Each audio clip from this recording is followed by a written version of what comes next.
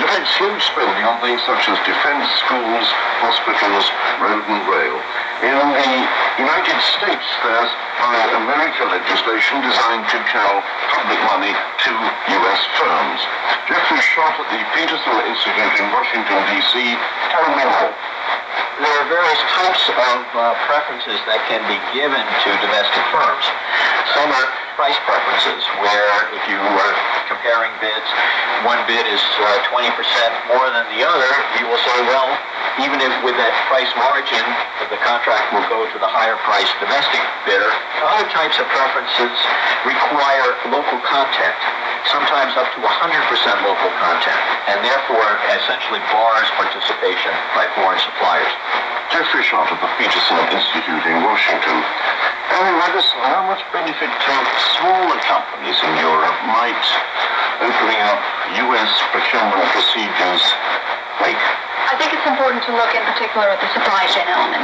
Buy American isn't just about finished goods. That actually extends all the way back to the component parts used in the finished good that's exported. And that's where the sort of trace back to SMEs in particular, if that's lifted, or waived rather. I think one of the things that wasn't discussed in there is very often in U.S. free trade agreements, there's often a waiver that can be applied in different degrees to the Buy American Act. But in terms of the supply chain element, that's where I think SMEs could benefit most from opening up a public procurement market in the U.S.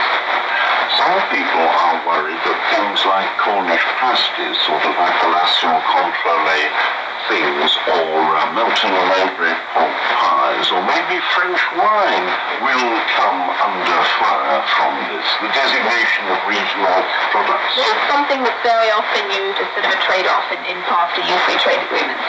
So if you look at something like the sort of Cumberland or bratwurst sausage, it's trying to make sure that if you export it to the US market, they can't sort of have name limitations effectively.